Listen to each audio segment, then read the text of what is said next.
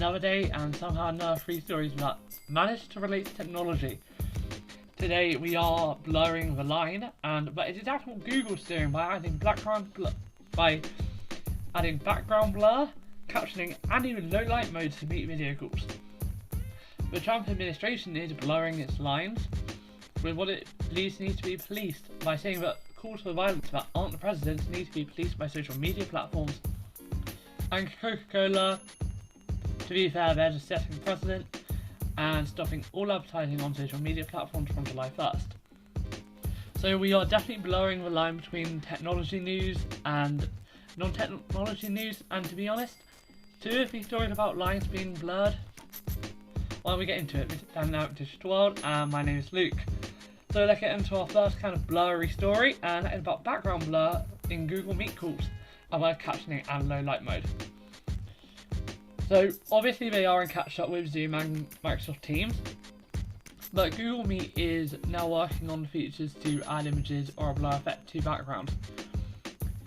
Now, as you know, on Microsoft Teams and Zoom you can pick from your own image or several default options. And in condition to the background blur and background replacement images, real-time captioning, low light mode, hand raising and a target with up to 49 meeting participants will be rolled out to the consumer version of Meet. Now, they didn't provide any details about when changes will be available, but according to 9 to 5 Google, Meet was already previewing some of the upcoming features for its education and enterprise customers. Now, this story is kind of viral for The Verge, and in fact that's the same for our other story today, which is about Coca-Cola.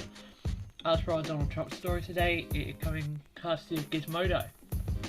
So huge thanks to them for always writing these amazing stories. They are really the only reason that this podcast is able to survive. So basically, this has already existed in Google Meet, and Google Meet into Gmail was recently integrated. So there is now a sidebar link and making meetings up to 100 people with no time limits available to anyone with a Google account. It's working to catch up with Zoom, which has been leading video conferencing since the pandemic began and people were forced into lockdown, but it came down to remote working and learning.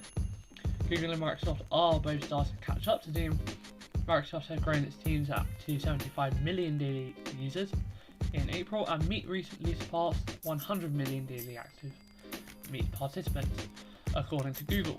So Meet is ahead of Microsoft Zoom, or Microsoft Teams even, which is not a massive surprise. And it definitely gives TVs think have catching up to Zoom, and it's not much of a monopoly. Obviously it's a bit of a triopoly at the minute, but still better than having one company in control of everything. Now, so the second story is Donald Trump blurring the lines with what needs to be policed. There's a lot of blurring going on, and these lines are getting pretty blurry in terms of what Donald Trump needs to be. So so basically Donald Trump is saying that most voices that cry wolf about supposedly political bias, censorship online. So the Trump administration is home to some of the most prominent voices that cry wolf about supposedly political bias, censorship online. And they're calling on big leaders in tech and social media to crack down on how users post about ongoing racial justice protests. Again, this is definitely, kind of ironic, but they are. So the acting secretary of the Department of Homeland Security, Chad Wolf. Okay, I didn't realise that that was a permanent secretary of Homeland Security. Anyway, Chad Wolf sent letters to CEOs of Facebook, Twitter, Snap, Apple, and Google's parent company Alphabet. Is there much of a difference at this point? Anyway, demanding they take action against posts that encourage protesters to commit violence, break curfews, or tear down statues representing white supremacy. All very understandable. You don't want people committing violence, you don't want people breaking the law, that's understandable, I understand that. These statues should be removed and put in a museum if they are to be removed. Personally, I think that if they are statues representing white supremacy, then they should have been removed. That's my personal opinion, nothing to do with this article. My personal opinion is completely separate. And yes, you will notice I'm making that very clear. I just don't want any confusion being drawn. Now, I personally think that whilst we shouldn't have them prominently displayed in squares, we should still be having them somewhere, as they are part of our history and they're a sign of history that we, in my opinion at least, should not be going back to. So, these statues representing white supremacy, breaking curfew and committing violence, these are all being done and they are being encouraged by some people. Now, in a copy of the lesson shared by The Verge, okay, somehow The Verge manages to link into all three of our stories today, Wolf condemns platforms for the lack of censorship and argues that the Constitution's First Amendment protects free speech, but the power of social media can also serve as a weapon to perpetuate criminal activity. So the inaction of Facebook, Twitter and the like has helped facilitate burglary, arson, aggravated assault, rioting, looting and defacing of public property. Now, it's unclear what Wolf's referring to here because it doesn't reference any, and one of the more prominent subjects of online censorship in recent weeks has been the Boogaloo movement. Now, this is a loosely coordinated group of far-right extremists based around the idea that America is headed into a second civil war. After posting Boogaloo groups push members to grab their guns and crash otherwise peaceful protests, Facebook had purged nearly 200 accounts associated with the movement and stopped promoting Facebook groups tied to such violent calls for action as well. Now, there's an idea though that what Wolf is referring to is not the idea of right-wing extremists, as Donald Trump and conservative media have been saying about Antifa. Now, this is getting into a bit more of an opinion part here, so I'm actually going to skip over. But while Wolf makes no mentions of these in the lessons of Trump's own controversial posts, it did also run afoul of Twitter's policies. So they are, in line with this, they are either saying, you know, they're saying to police everyone's calls, but then Trump at the same time is calling for less policing. Again, it's this whole thing with Donald Trump, he's blurring his own lines here, he's contradicting himself, or his administration is contradicting itself. Now, CEO Mark Zuckerberg of Facebook originally said that they would keep the present post up for the sake of public interest. I understand that it should be up. I think people should be able to see what the president is saying, how it should not be prominently displayed. Again, I'm just going to reiterate what I just said. People should know what their president is posting, whether it's violent or not. However, if it is violent and possibly could be seen as hate speech, then it should be under a wall saying, do not look past this if it promotes hate speech. So, since the backpack, Facebook will begin fixing labels or taking down posts that violate its rules. Since there are general call to action rather than announcement of official proceedings, it's uncertain that if any action these platforms might take in response. It does mark an escalation in the administration's attempt to curb speech online, but also grants how social media platforms stand for right-wing voices. At the end of May, a lot of you will know Trump signed an executive order tasking the FCC with investigating whether tech companies are censoring, harassing and shadow banning conservatives, even though previous investigations had found insufficient evidence. So that's our story today.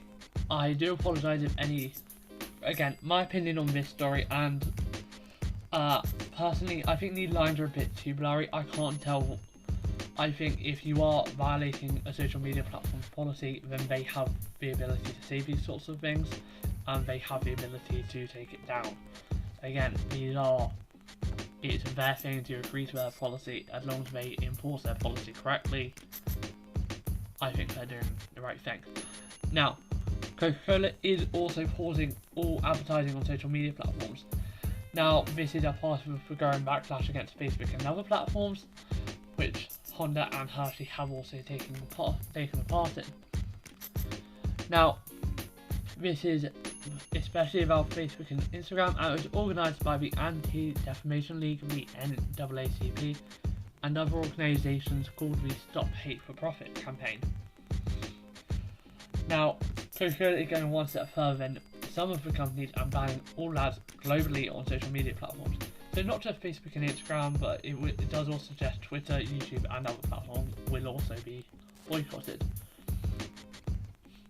Now, they're saying it will be for at least 30 days, and that it gives them time to reassess their advertising standards and policy to determine whether revisions are needed internally. As for, they will also be seeing what they should expect of social media partners to rid platforms of hate, violence and inappropriate content. Now, earlier today, Unilever joined Verizon and 2 larger companies participating in the boycott prior to Coca-Cola's involvement. Facebook CEO Mark Zuckerberg also announced a series of policy changes that, while not explicitly in response to the boycott, appear designed to try and address many of the criticisms the company is facing. Now, again, this is very closely related to our last story. So, this boycott is related in a bad way with press for Facebook and Instagram. It's not like it's going to have a massive effect on their bottom line, even if they are massive investors. So, yeah. Now, the Stop Hate for Profit campaign basically started with popular sports and outdoor lifestyle brands like North Face, Patagonia. Sorry, I don't know how to pronounce that one. It has since gained steam, including Ben & Jerry's and film distributor Magnolia Pictures. On Friday, Honda announced it joined the campaign as well. I would halt advertising on Facebook and Instagram in July as well. Now, in an open letter on Thursday, the ADL provided more concrete details regarding changes the boycott seeks to produce in Facebook's policies and its approach to moderation. Start quote: "Today we are asking all businesses to stand in solidarity with our most deeply held American values of freedom, equality and justice, and not advertise on Facebook services in July," read an ad for Stop Hate for Profit campaign ran in the LA Times earlier this week. Start quote: "Let's send Facebook a powerful message. Your profits will never be worth promoting hate, bigotry, racism, anti-Semitism and violence," end quote. Again, this is definitely good. These companies are promoting things because it gets them money, and they need the money. Money is important to them, but they also have to think about the implications of what they allow to be promoted, and that's where I think this story comes from. So yeah, 3 very interesting stories, and I have some small news about the podcast itself. I know I already said this, but I will say it again, we are now live on YouTube. So if you're listening to this episode, you will be seeing it on YouTube. To be honest, it's actually good. I think it might actually be live on YouTube before it's live on Anchor this time. Don't hold me to that. I might actually be able to press the publish button at the same time and have them both go on at the same time for once. But hey, you know what? My name's Luke. This has been Down Out Digital World, and thank you for listening. Also, just quickly before I leave, sorry that wasn't more big tech news. It's the weekend, there's not much going on. Tomorrow is the weekly roundup, and it will be from last Sunday to this Sunday. So that'll kind of be some of the biggest stories of the week. I'll cover things like WWDC and a few other things as well that I've already got planned. So thanks for listening, and I'll see you in tomorrow's episode.